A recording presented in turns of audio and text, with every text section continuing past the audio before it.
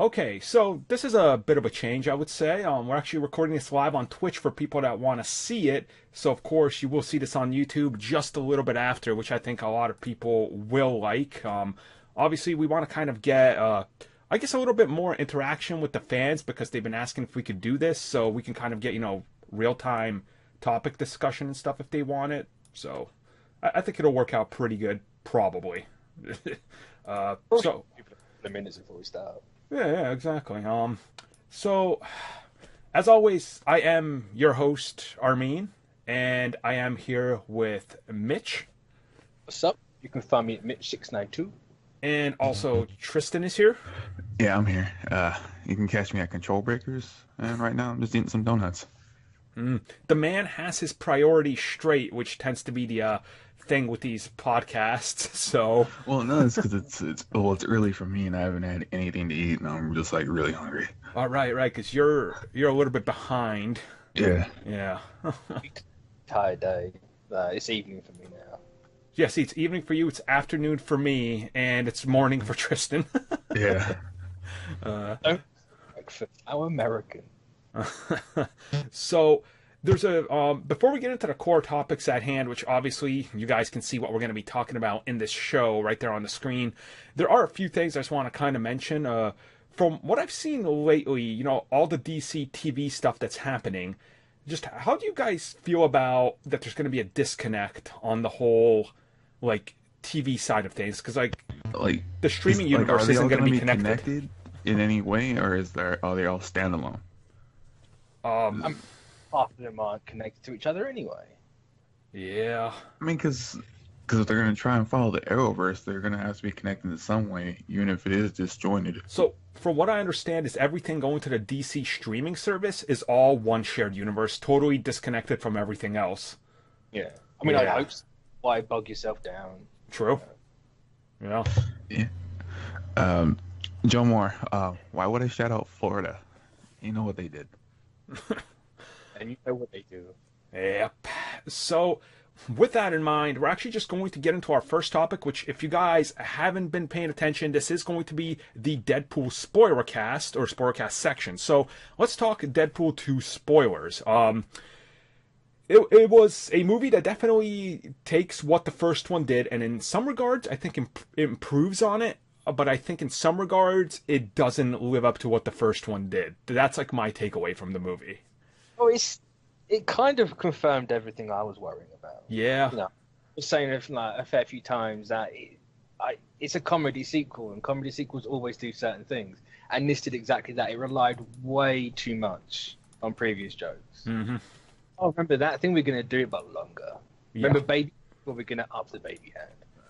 Yeah, and that was the thing. And my worry is, it's like, I don't want them to fall into this trap where that's what they're going to be doing repeatedly, because I think they're better than that, if that makes sense. So, it's weird. And just to kind of quickly add it in here also, we did our box office predictions. It turns out all of us went overboard. But Tristan was the closest with going overboard. So, the movie didn't do as good as the first one. And I think people are blaming a lot of Infinity War. But I'm just going to be real with you guys. I don't think it's Infinity War alone. I think there's a lot of other problems that are in this. Plus, like, the sequel, I just, like, Age of Ultron didn't do as good as the first Avengers. Because you can't capture that lightning in a bottle 2 times in a row. Unless you're the Russo brothers with Infinity War. Then you smash the lightning in a bottle, It's also it's in a weird place. Like, it's 3 weeks after Infinity War and a week before Solo. Mm-hmm. Like, people are still going to go see Infinity War, or they're going to wait until Solo. Yeah. Yeah, it's... I mean, from what you guys are saying, it's like how one of the trailers for Deadpool 2, where they where Deadpool actually says, Deadpool 1 was this high, we're aiming for that middle ground. This is where that actually landed for. I mean, yeah, if you want to go for like a really meta like context, it kind of did exactly that. Just like, oh yeah, we're kind of we exist. What I find the funniest thing is, I don't know if you guys watch TV or anything when it's live. I was watching the Agents of Shield episode live, right?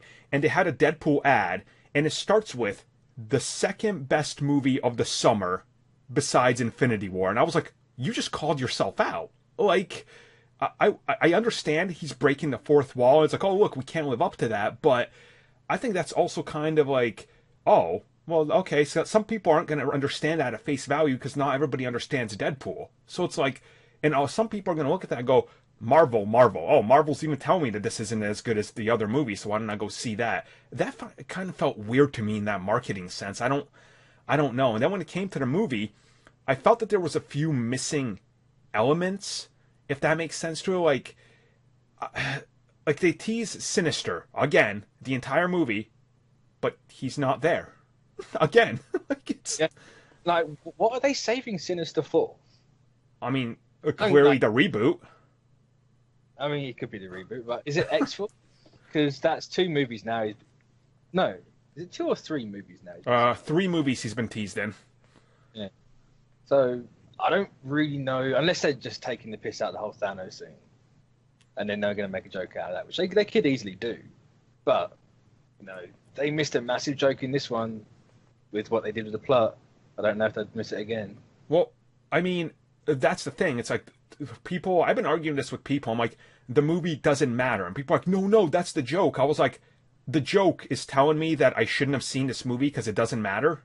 Like, I'm like, yeah, that I understand what they did, and I get it. It's funny, like it does work, but at the same time, the rules of the movie literally tell me I've wasted an hour and a half of my life. Mm-hmm. So, like, sure, like the X-Men don't have a timeline, so why would anything matter? Like, yeah, I get it, haha.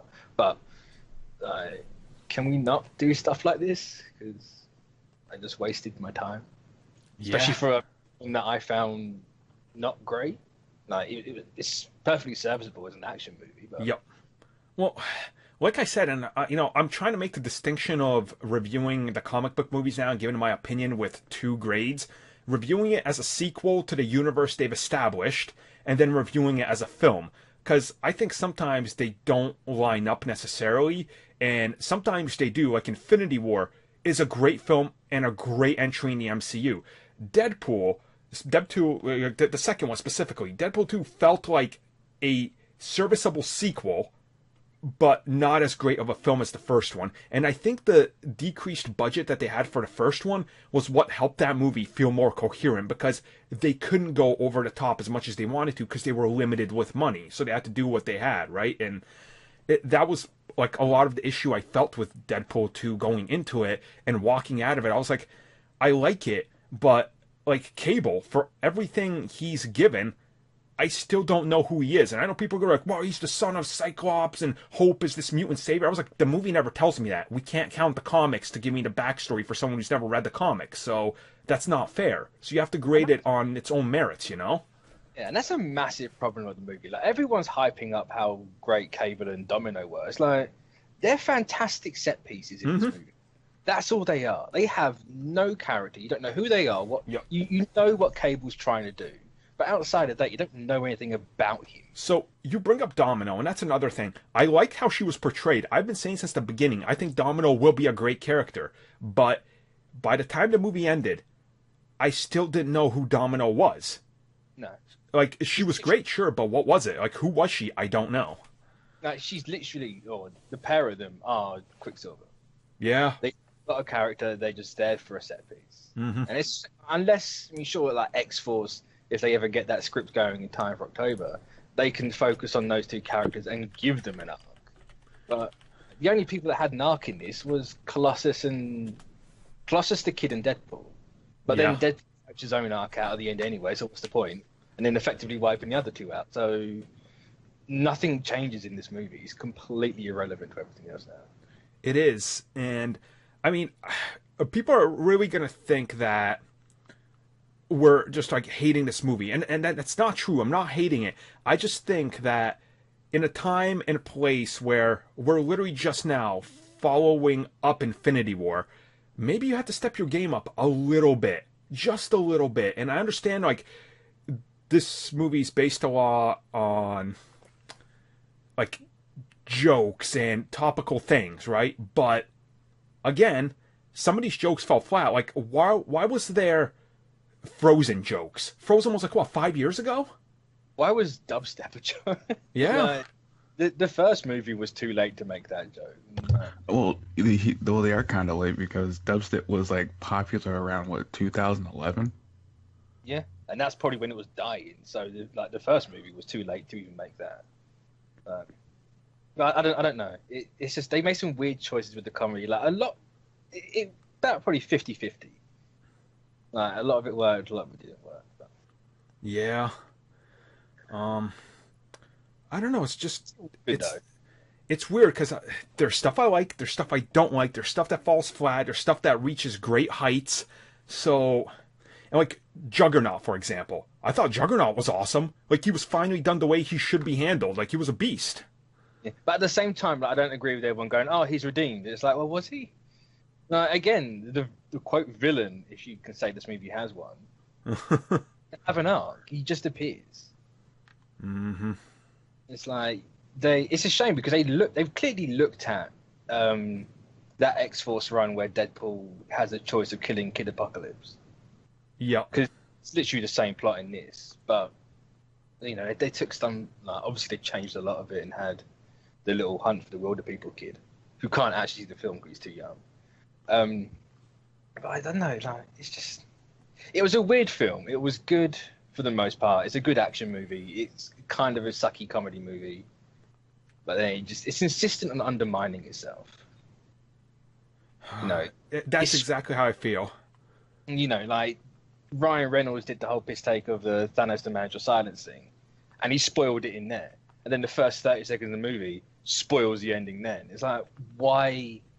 Like you've taken the meta context of everything a bit too far. Mm-hmm. Don't ruin your own movie for the sake of a joke, and they did that too many times. That's exactly how it felt. Like there's jokes sometimes that are a little too far, and some that aren't. I don't know. It's just it felt weird. The movie felt weird to me. I think that's the best way I can describe it. And for all the things I like about it, it didn't hit those heights, and I don't. Like, it was the first time I walked away from one of these movies that I've been hyped for, where I'm like, I don't need to see that in the theater again. I think I've gotten everything I wanted to from the movie in one viewing. It's like, I think I need to watch it again, because I can't remember a lot that happened. Yeah.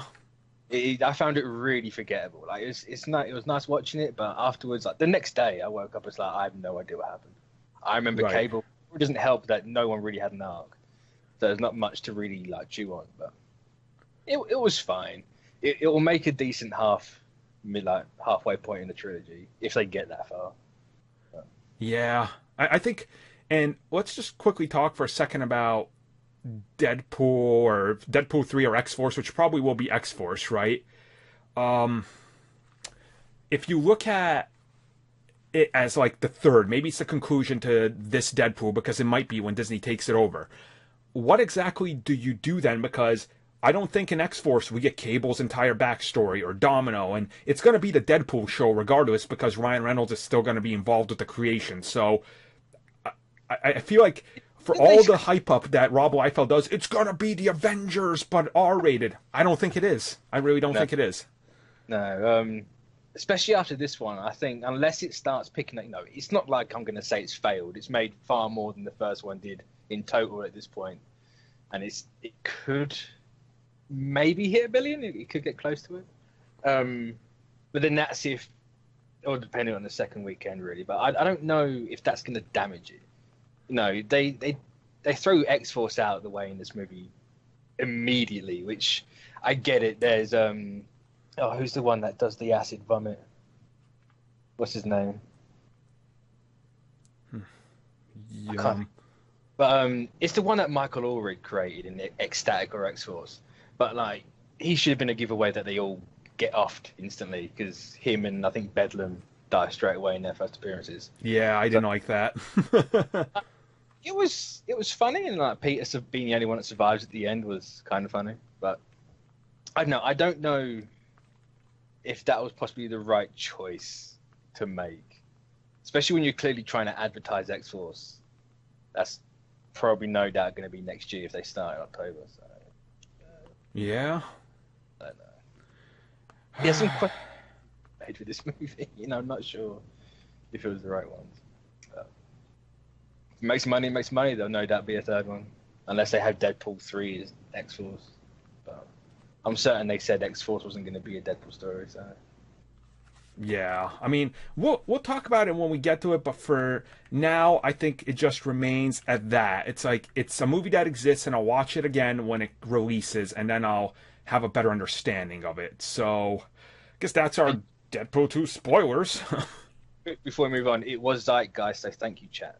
I completely forgot the name. Oh, yeah. It's like, yeah, Zeitgeist. Yep, that was him. So, thank God it was Thanos. Nah, fuck that guy. So, going off that, onto our next topic.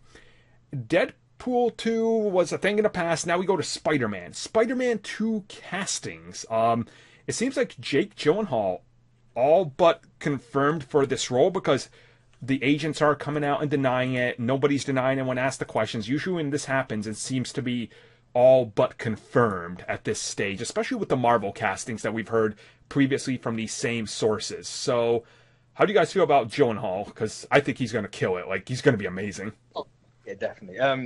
Mysterio is an interesting choice for Gyllenhaal. I would never have picked that one out for him, but I wouldn't necessarily have got Keaton for Vulture, so I'm not going to complain. But, you know, it's Gyllenhaal. He's one of the best actors we have. He's not going to... It could... all I know is the Sinister Six is going to be, like, dope as fuck. Oh, like... But that's the thing. They're setting up, quite possibly, some of the strongest, like, Sinister Six actors I could ever envision. Like, when you put... And I assume their Mysterio is going to be kind of crazy and a little bit over the top. If you have him bouncing off the dude who played frickin' Voss in Far Cry as the Scorpion, and then Michael Keaton doing his thing, and like jail has kind of really got on him, and he's gotten a little more crazier, I could just imagine how intense those scenes are gonna be. You know, I think Sony's assembling here quite possibly like the best supporting villain cast I've seen in a Marvel movie. Like it's top notch what they're doing. Don't they have the same casting director as the MCU movies? Yeah, pretty much Marvel Studios is working with Sony on it all. So let's not give Sony the credit for that. Oh man, well, you have to rain on their parade. Because they don't make good movies. You're making Birds 2, you don't deserve it. Yeah. I mean, because I've seen like on Twitter and some other Reddit posts that people are kind of being fussy, whatnot, with their decision on their version of the Sinister Six instead of adding, you know, like Doc Ock or the Green Goblin. And me, I'm like, would you really want to see the Green Goblin again on the Sinister Six? Here's the funny thing about it, because I've spoken to a few people on Twitter about this, and everyone seems to want Doc Ock. They're like, oh, it will feel strange without him. Like, sure, I understand that. But then they go to the Green Goblin. The Green Goblin's been on the Sinister 12 once. He's never been on the Sinister 6 outside the Ultimate Universe. And even then, it's not the Green Goblin you probably want, because it's the big Hulk one. So, and how many rosters of Sinister Six are there? There's tons. It's okay if we don't have Doc Ock. Would it be nice to have Doc Ock? Sure. But, you know, if we're going to have something different and villains we haven't seen before, I'm fine leaving him out. Bring in Hobgoblin and Spot or someone. Like, do something different. Yeah. Well, I mean, the villains I really want is the ones they haven't done yet. Like, I don't need to see Doc Ock or anything. I would like it if they did it, but I think if you add someone like Kraven in there or something like that, you know, you can really make it different. And I wouldn't be surprised if they change, honestly, some of the members to be like maybe a female iteration of the character or something, because I see that as kind of a thing that they're going to do. Just because, you know, it feels like the time to do that is now in all these movies. I mean, and they could just add in the Beetle, because there is a female version of it. A female Beetle in there, but yeah. I mean, you can have a female Hobgoblin if you want. You know, I would say get Mark Hamill for Roderick Kingsley, but you can have anyone else. I don't know who you female Hobgoblin or someone else, but well, I mean, what would be like? I mean, female Goblin, sure. The thing is, with what Sony did with the first movie, minus the you know, problem with the timeline, I guess that's the worst part they did. I loved everything in that movie. I love how they're establishing that world, the characters, the Tinker, how he was handled, Shocker I loved. And I just think that the way they're going about this with a casting like Gyllenhaal, it tells you that Sony, once again, just because they made a lot of money, they're not going to sacrifice it, and that they're willing to go for an actor that might be asking more to deliver that performance they want. And since Sony's flipping the bill for it, it tells you that they're not really in the business again to try to recreate what the Amazing Spider-Man franchise did, where it's like, let's just see what we can do with tons of money and this. They're like being very conservative, yet spending it on the right parts. Like Spider-Man Homecoming isn't visually the best looking movie in the MCU. Sometimes it's not even on par with Amazing Spider-Man when it comes to like the suit details and some of the CG, but the characters and story and delivery is the best. And I think that's what people care about most. So spend more money on great actors and better sets and set pieces, because in the long run, I think that's what more of us care about. And when I'm looking at like a Gyllenhaal casting, to me, it just speaks volumes about how much they care about this iteration of Spider-Man more than any other one. Because ain't no one out there chewing scenery as bad as Paul Giamatti was, you know? Like, that was horrific. Let's get him back for Rhino. Why not? I'm dying in like 30 seconds. Sorry. But, no, the whole cinematography thing, I don't think Spider-Man needs to be this big flashy, oh, look at how good the lighting is on this bit, like with TASM 2, like the electro lighting and stuff. Like, you know, he's a grounded street level character. Like, sure, you can have kind of flashy shots there, but he doesn't need to be like what's the word? Like a museum art piece every scene. So right, yeah, I agree with that. And what do you think? How do you think they use Mysterio? Like, let's go down a little bit of that. Like, do you think they change any of these elements, or do you think they go full on into it and it's like, no, he's Mysterio from the comics, go with it, you know? But here's the thing: are they going to do the whole, he's the VFX stunt guy, so it's all practical stuff, or are they going to go like a more magical route? I think they're going to meld the two, honestly. Yeah, I could see them melding the actual mysticism with the VX, because you can see in the beginning was where he tried to, you could say that he was trying to say that he was a magician, but he really was using practical effects in most of his things that he's been doing, and then he starts dabbling in the dark arts, which could prompt Peter to actually look into the problem. Yeah. You could even throw in Doctor Strange in there too if you need some counseling on what to do. Well, I can see him being the one, like the Avenger character that has to be in these movies. I can see it being Strange, especially if you've got Mysterio. Like, why would you not bring him in? Then just be like, oh no, he's just some hack. He doesn't really know what he's doing. It's all fake. Move along. Yeah, I think they could go a good route where I feel that if you handle it in like a special effects type of, he is a bad actor way. And my theory was, what if Jake Gyllenhaal, and hear me out, what if he's playing a failed actor in the MCU who was literally making like one of those superhero movies based on the events of one of the previous movies? Like, I think that would be really great. Like, maybe he was a failed Captain America casting or something for like a Captain America movie in the MCU. Kind of take this weird like meta approach to it, where then you could bring on him using like a special effect to make himself look like Chris Evans or something during like 10-15 seconds of a fight. Like, I want to see something like that, something kind of unexpected, And... All right, I'll do you one better. Let's take the piss out of BBS and him being Batman. Oh, bro. It's like, I was supposed to be Batman, but... Oh, like he just appears without the logo, but he's got the ears and everything. That would be amazing. He's flying mammal. That would be perfect. I mean, there's so much that they could do with this that it genuinely makes me excited. So, off of Spider-Man 2, we're now going to be talking about something else entirely. Let's talk about some Black Panther rumors. So these are rather interesting, to say the least. Now, the moment they hit, I was like, there's no way any of this is true. So...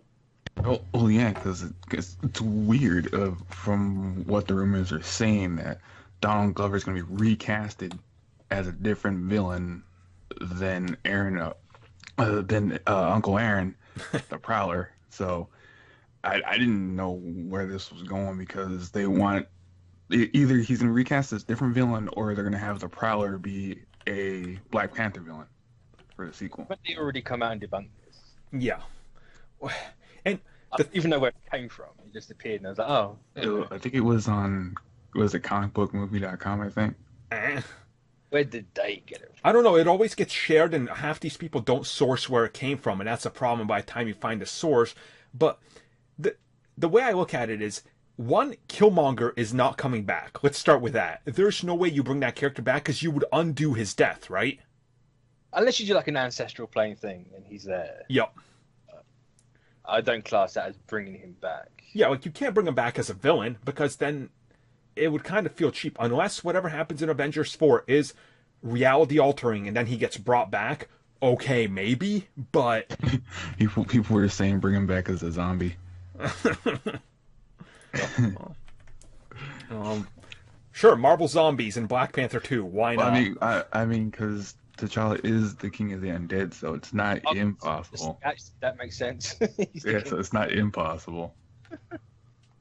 I mean, sure, Propolis in Black Panther 2. Do like the Lion King and be like, no, we don't go over there. Then he goes there. It's like, I'm king of the dead now, yeah. Or boo, whatever one you want to go with. I still hate you though, cousin. But yeah, it's just weird where I was, this rumors for the sequel were going, because if they did have the Prowler be one of the side villains for Black Panther, it could be interesting on some level. But the Prowler isn't some big time thief. He's more of the small time thieves, because his originally was a Spider-Man villain.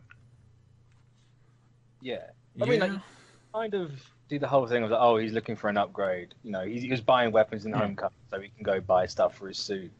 Because everyone knows vibranium. I mean, because when we go back to Homecoming, he didn't want any of the fancy tech. He just wanted a gun. Yeah, but it's a couple of years on it. And when's Black Panther 2 going to come out? It's clearly that February date they have, which is like, what, 2021? 22, something like that? It's going to be probably. They their whole like, oh, there was things happened here, but you just didn't see them, but they did happen. Trust us. Well, they had character development without actually showing them. Well, you think about it, it's like Black Panther 2, it's gonna happen, regardless if they haven't 100% confirmed it, right? It's gonna happen. But the way you handle this movie is, I think you have to now incorporate some elements of the outside world of Wakanda with the centers and stuff, right? So the way I could see the Prowler working, just to kind of bring it around to that, is maybe they use, Aaron Davis, and he's trying to steal stuff from the Wakandan outreach program in New York or something. And then in that way, maybe you bring in Shuri, you do that little team up with Spider-Man. Maybe that could be cool. Maybe somebody thought that that's what's happening. But I don't realistically see that happening, just because I think they want Black Panther to stand at his own, because he doesn't need characters added to his movies to make him a bigger name, right? Like, that's not needed for Black Panther. Like, it doesn't make sense to me. It's kind of silly even talking about it, because it's not going to happen. Why would they cast him as someone else? That's the first red flag. It's like, no. But I mean, if he is in there and he's Aaron Davis and he is the Prowler and it's a setup, fine. But I don't see it happening. Yeah, it's no. I think it's very clear which direction they're taking it in, and I don't think it's going in a direction that any of these rumors and things are going to go in. And I mean, there's so much in Black Panther 2 that they can do with the character that any way you take it, really, I don't think you even have to base it on the comics anymore. And we saw that they were willing to abandon the comics when they just offed Claw with no effort. It was like, nah, we'll go other directions. You're like, oh, but Claw's like his main villain. It's like, no, it doesn't matter anymore. I was like, okay, so this is clearly going to be different than what we're expecting. Hey, at least Claw left T'Challa a really fire mixtape. Like, what else can you really do with Claw? I don't get it. Do you make him the big soundy guy? Really? So.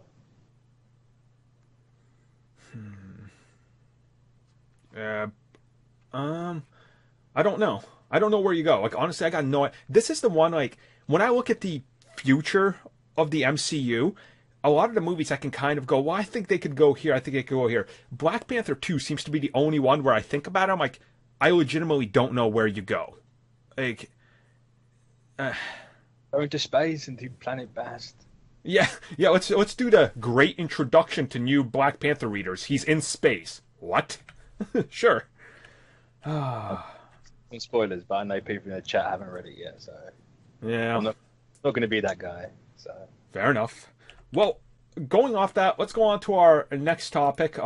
This has been in the headlines, and by all accounts, it's probably happening within the next 2 weeks. Comcast counterbid for Fox, all cash offer.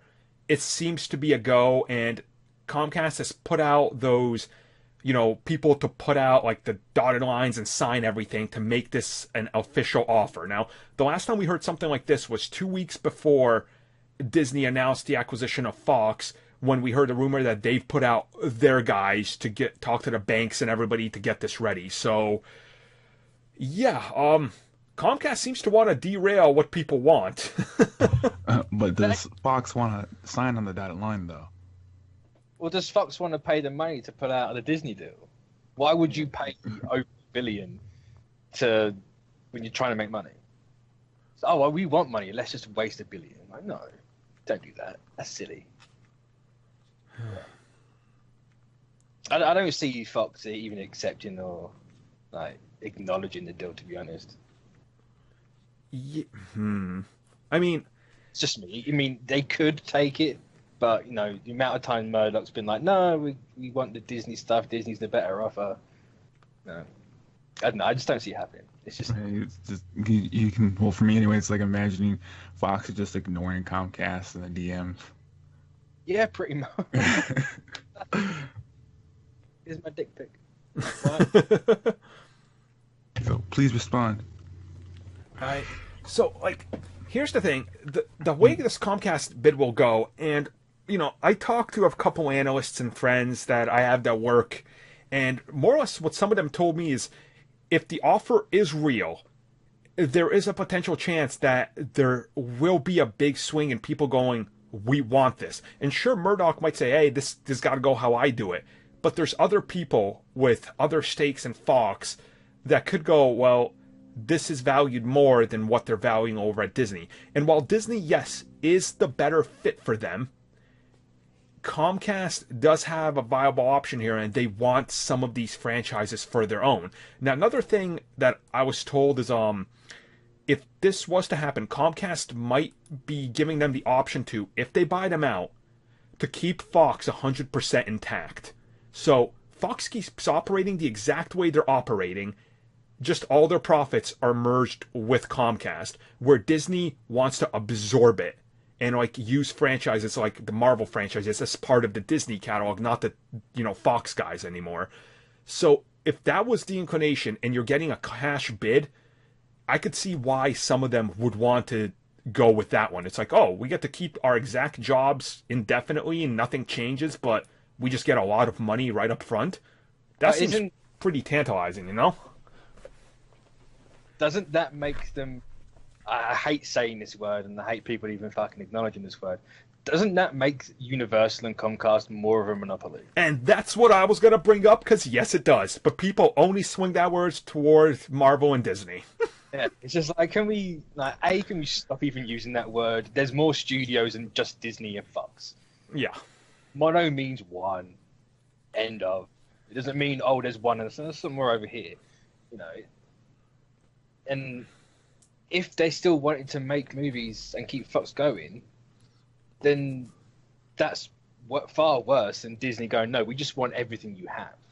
I mean, it's just like how we say there's too many superhero movies, and it's pushing out all the other movies in their actual release year. When people have did studies like last year, there have been the same amount of movies that came out with the superhero movies. Yeah, it's weird because with the whole Comcast thing, they own obviously Universal and Sci-Fi and NBC and all these other things, where I don't understand why there's a camp of people out there that think that NBC and Comcast is the better choice. Out of all the primetime channels that are on TV, NBC is the one with the biggest misses every year, and they focus more on, hey, if this isn't working, we're just going to cancel it outright. They cancel and greenlight more shows than anybody. And I don't know if you guys have been following, but like since they own Sci-Fi, they canceled the show The Expanse after the fanfare of pretty much every big science fiction and like fantasy writer on Earth was like, this is a must-watch show that represents a correct version of why we should probably save the resources on Earth. And Universal was just like, nah, we need more CW-style superhero shows. It's like, that's not the way you treat these big franchises, and that's how Universal deals with it. I mean, look at what they did with franchises like Pacific Rim and stuff. Do you want all these franchises you care about going over to Comcast and Universal, where, like, what's their biggest thing? Fast and Furious? Like, no. Jurassic Park, which looks the same as this new one, looks god-awful. I'm sorry, but... It's the same as the last one. Yeah. Oh, genetically engineered dinosaur again. Get him off the island again. But, I don't know. It all comes down to just people not wanting things at Disney because they have this inherent loyalty to a brand. And it's all literally Marvel and DC. That's all it is.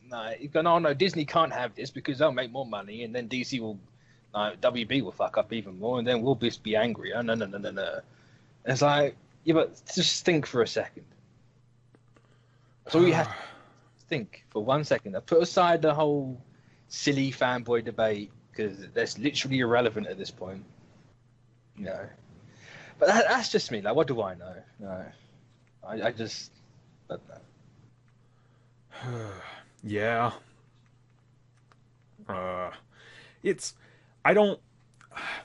going to be interesting because if Comcast does this bid and things start moving forward and some people want it instead, it's just going to prolong everything. And I think that's the real big loss, that this could take even longer.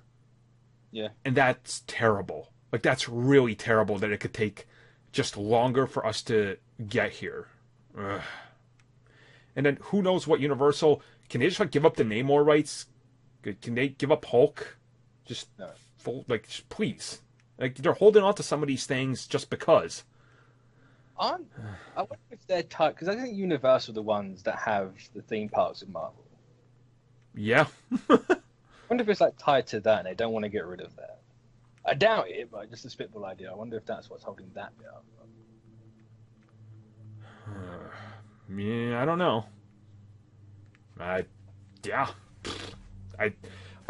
This whole thing confuses me. I'm assuming in the next 2 weeks we're going to find out more, and things are going to quickly start getting, interesting between these two companies. But until then, I guess we're just going to...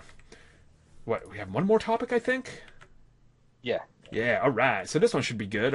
So Avengers 4, it's going to include more Jim Starlin creations, and also the synopsis got released, which has many people talking. So first up, let's talk about the Jim characters. Who you guys think? Well, there's only 39, 36? Oh, so 30... we narrowed this down. We can really narrow it down. Half of them have no place in this movie at all. A third of them we've already had, like Drax, Gamora, Thanos. And the rest are either the cosmic entities or they're Eternals. Like his father in Eros, Star Fox, and all that. Right. Or Lady Death. But they've said she's not in Avengers 4, so... Yeah? Honestly, I think the way they've done it and what the synopsis said where... What was it? They're going to realise how fragile reality is, in quotes. Like, you're not going to say that if you're not going to bring in, say, like, maybe not Eternity, because that was Ditko who made him, but like Living Tribunal, Order and Chaos. People like that. They could still bring death, they could just be throwing people off, but... Yeah. No. That's about with everyone, like half the population of the universe. You've got them time traveling back to everything and screwing everything up. It would make sense to bring in people like that and like the Living Tribunal to be like, no, stop it. Like, you are pissing about too much. You need to stop, or everything's just going to go. Yeah. And like just looking at this, I'm like, because they mention it, it's being teased, something's gonna happen, but the other part of me thinks it's like, could it be a more minor character, or maybe it's something that's not even that important to like the entirety of the MCU? Like I can entirely feel that this could just be a smaller character that's like, oh, you're just here because you're getting credit, like that's it. If a smaller character, he did make Pip the Troll. Oh, oh, I see what you did there. He made Tarakia, who was that female version of Thanos made because he was bored and lonely. Ah. I doubt they're going to do that. To be honest, I can see it being the Eternals, like Eros and the Lars. Oh, man. You know that Eternals movie's going to happen, so why not set it up now when you've got a deviant running around? True. Like, that would honestly be pretty cool if that's how they kind of kick off the Eternals, by introducing something like that. Like, that would honestly, I think, make a lot of sense. Yeah, it's like, here's the strangest property we're probably going to make. Let's just introduce it in the biggest movie we're ever going to have. Why would you not do that? And plus, it gives more context to Thanos and all his background and stuff. So, I mean, they could also like what Miss said with the Tribunal, where they were saying stop mucking about with the multiverse because you guys are going to be starting to cause incursions against other universes. Oh, yeah. Whole thing is like, oh no, Thanos is now he's part of the cosmic order of things because of the glove, so can't die anymore. Yeah, we need a quote unquote a god of destruction. Yeah. Well, that's one of the things when you look at the synopsis, right? And they're talking about the epic journey, the turning point, the fragile reality, the sacrifices that have to be made to uphold reality. Like, this is the most like packed one of these synopsises that they've ever released for any movie. And if you go back and compare to some of the other synopsises, just compare what they're telling you, and then you look at the movie after. They literally pretty much tell you most of the movie in the synopsis, and you're like, you kind of have to just start looking at it going, so which direction do you exactly take this in? Because I think there's a lot of people now expecting a lot of the unexpected, and I think that's what they're going to deliver to us. But it's one of these movies where the way they're teasing it and the way they say nobody's guessed what it is or it's not going anywhere, I'm just like, I really don't know what to expect for the first time in a long time. Like Infinity War, we could all kind of figure out, and we were all even talking about, like, it's probably just going to end with Thanos snapping his finger. And sure enough, that's how it goes. So, unfortunately, one of the most obvious, but also an unobvious ending. Yeah. It was, it's going to happen. It's like, oh shit, it did happen. Yeah. But I don't know. I mean, the only other thing about the finger snap was they thought Thanos would be towering over everyone, smiling, but instead he ran away. He still smiled on everyone at the end. He's like, today was a good day. It literally was virtually a day as well. Just, I'm going to turn up, fuck you up. Someone in the chat said, what if they make Thanos death? If she's not around, why not make? Then because it'd be kind of weird of Thanos falling in love with himself, or you're also not going to have the whole falling in love. Oh my god!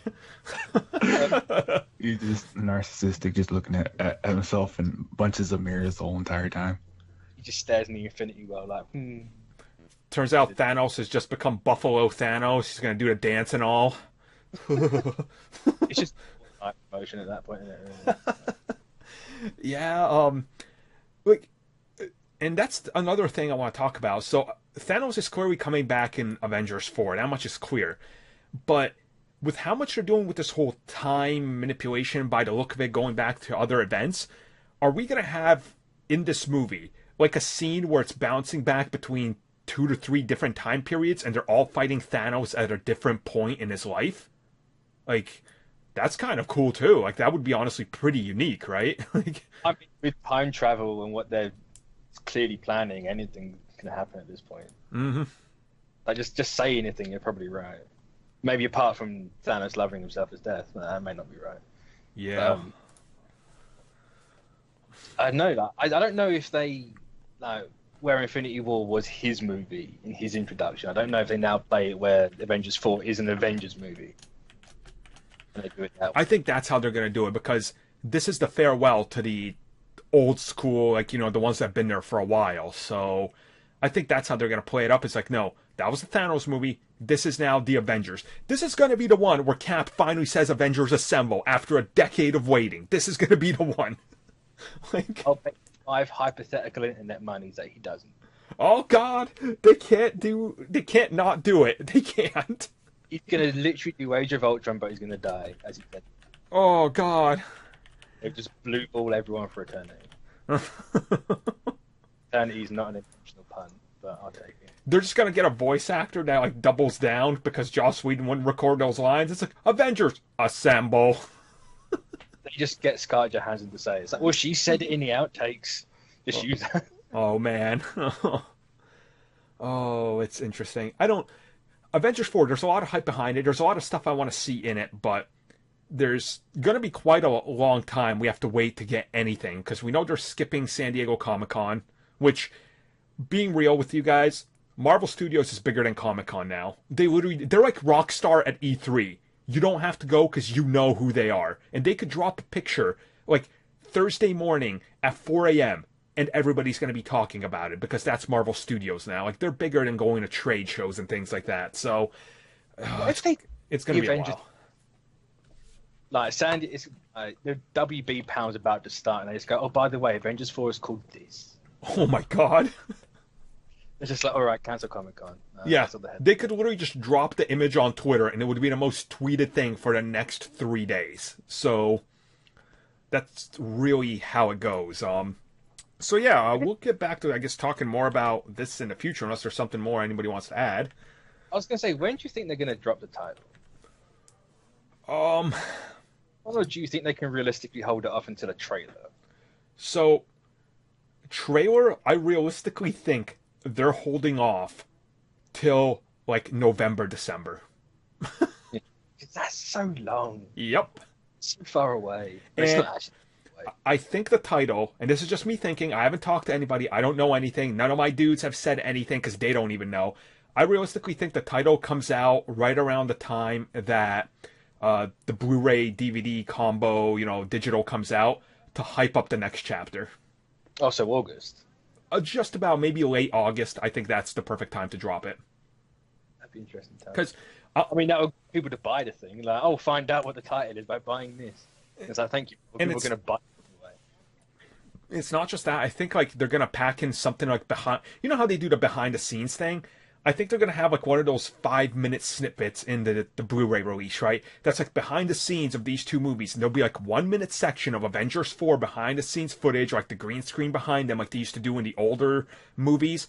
And then at the end, they'll be like, oh, and here's the next chapter, Avengers, whatever. So I think it's going to be something like that. Something that's included in there, because it's a marketing strategy that makes sense. And also, doesn't Disney have a trade show right at the end of summer?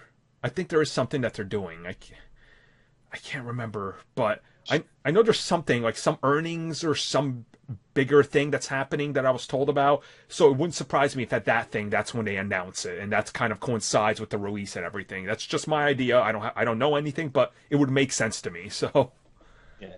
Now, another question. What do you think is going to be called? Because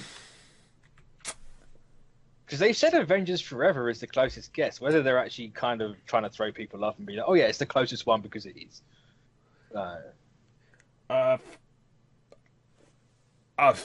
Avengers United. I don't know. I really don't know. Like it's the one title I can't think of. Like there's too much. Like there's too much it could be, really. Yeah, it's definitely not going to be Disassembled or Secret Avenger. No. Those two are off the cards completely. Yeah, I did a quick search. Nothing has come up if Disney's going to any of the ones that are scheduled currently, because the only thing that's coming up right now is D23, and that's scheduled for next year in Anaheim. Yep, that one I know about. It was just something I was told. I'm not sure if it's going to happen or whatever, but it is what it is. I'm assuming it's coming at the end of the summer, but yeah, dude, I have no idea what they could call the title. Like, I have no idea about the title. Like, because my thing is, like, surely you'd want it to call it Infinity something. Like, keep that brand going. Mm-hmm. sure people know it's the end part of that Infinity War. So that, And it could be like the Infinity Crusade. see, that's been my thinking for like the last couple of weeks, especially if they're going through time to get Infinity Stones. Like, surely Infinity Crusade is a perfect title for that, but doesn't really match up with them saying Forever's the closest title, but that could be another curveball they're throwing at everyone. So literally, stab. Yeah. So I don't know what they could come up with other than like some of the other titles that they've had before. Well, do you think they actually follow something from the comics? Because I've seen people say that they're probably not going to use a comic title, which that's okay with me, because there's always that notion that if they use a comic title, people automatically go, it's not like a comic, so I don't like it. I'm like, oh god, you're so dumb. Like, if Age of Ultron would have been the comic, it would have been the trashiest movie ever seen. Like, it would have made freaking Batman v Superman look like Shakespeare. So, you know. Comic made no sense anyway. Yeah. Why would you want? Roseby said half the title will be Infinity Fat Stacks. Yes, fat stack of stones. Yeah. So with that in mind, we're getting off that topic, and now we're just going to talk about a little bit of Q&A, since we're doing it here on Twitch, obviously, so we can take a few questions. And we got a good one right here from a frequenter, I guess you could say. And he says, how would you even integrate the mutant race? That's Simple. hard.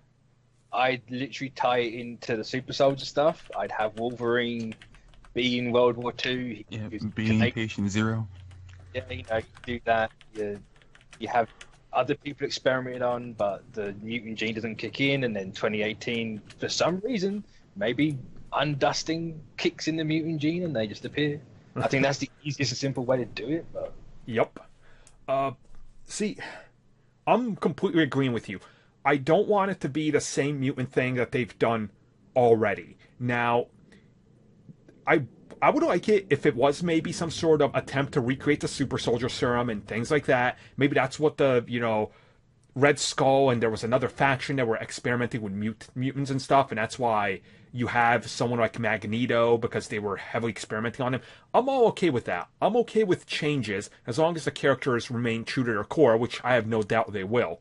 But if we're going to get into that whole, how do we deal with the whole aspect of we have to make them fit in and explain why they haven't been there. And honestly, I think with whatever is happening with Avengers 4, with the alternate realities and stuff, you could literally play around with that, being like, oh no, this is because of what happened in that one. Time literally messed up and now they exist.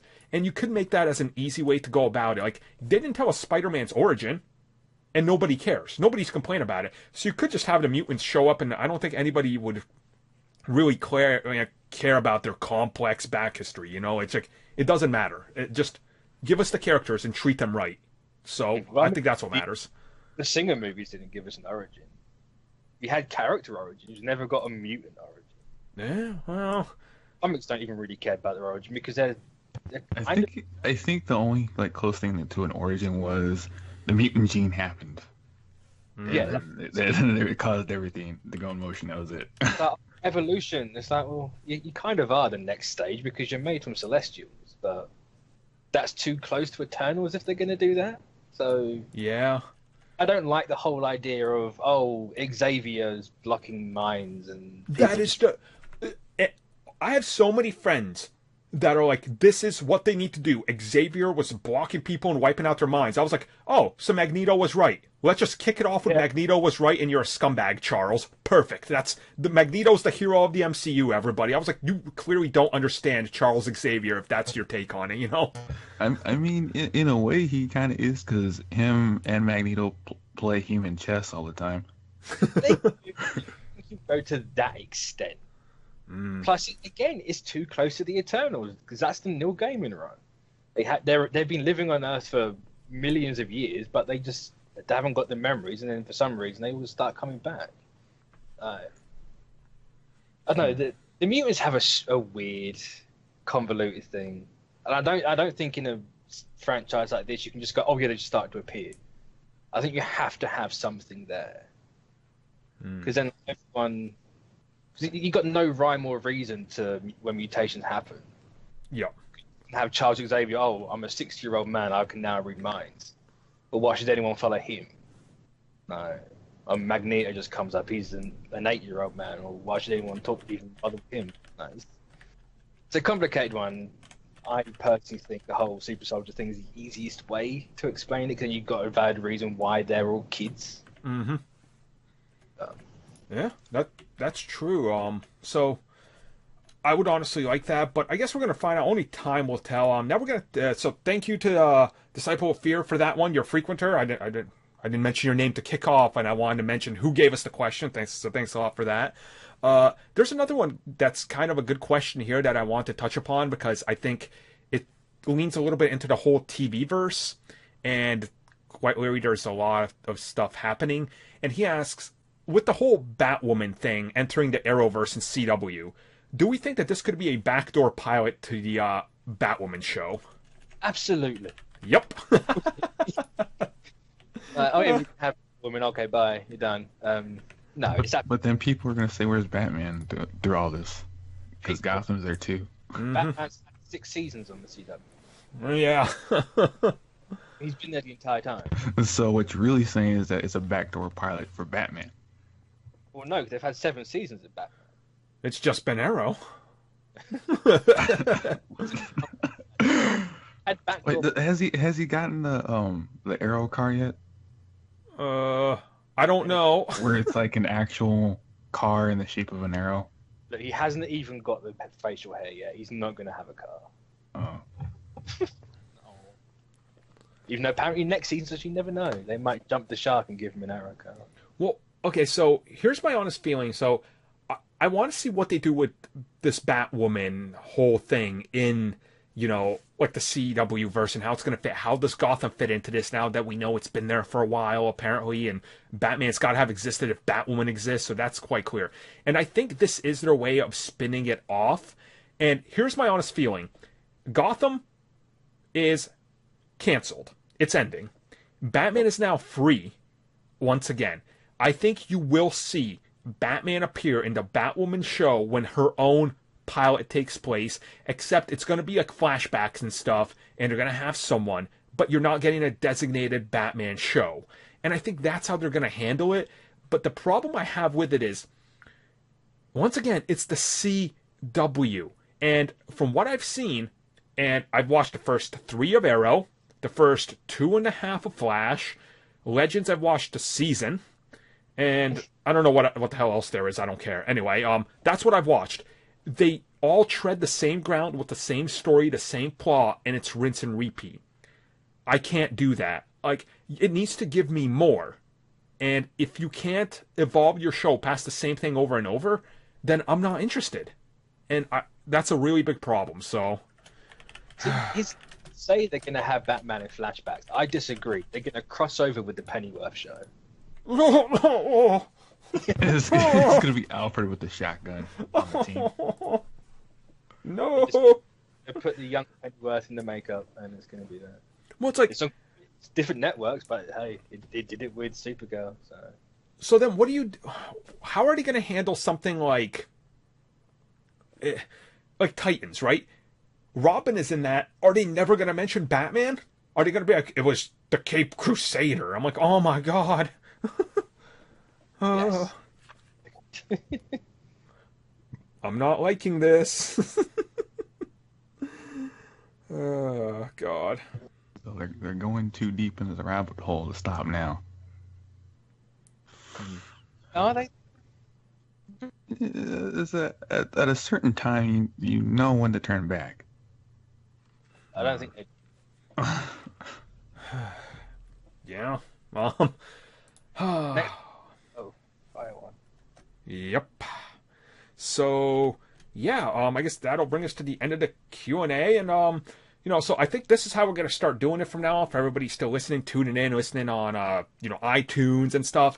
We're gonna have the show on Twitch, so we can of course end it like we have with at least 2 Q&A questions we're gonna take from you guys. Obviously, the more frequent users that we see on here, so fear. You're probably going to get a question every week because that's how it seems to go because you're always on these streams.